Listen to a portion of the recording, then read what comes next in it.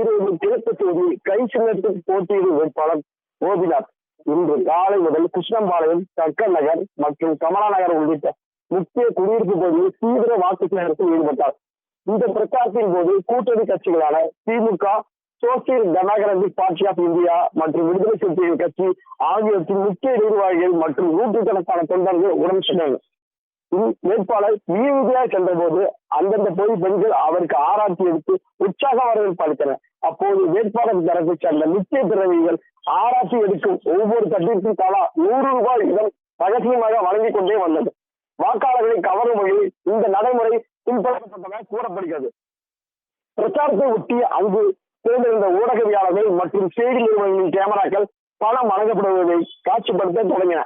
இதை கவனித்த வேட்பாளர் தரப்பு நிர்வாகிகள் தேர்தல் ஆணையத்தின் பிடியில் சிக்காமல் இருக்க திடீரென பணம் வழங்குவதை நிறுத்திவிட்டு அந்த இடத்தை விட்டு அவசரமாக நகர்ந்து சென்றனர்.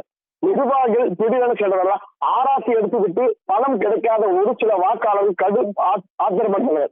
மற்றவர்களுக்கு கொடுத்தது போல் எங்களுக்கும் வழங்க வேண்டும் என கூறி அவர்கள் ஆவேச பேச தொடங்கியது. வாக்கு சேகரிக்க வந்தவர்கள் பாதியிலேயே கிளம்பி சென்றாலும் தங்களுக்கு உரிய தொகை கிடைக்காதாலும் அப்பகுதியில் சிறிது நேரம் பரபரப்பு காணப்பட்டது.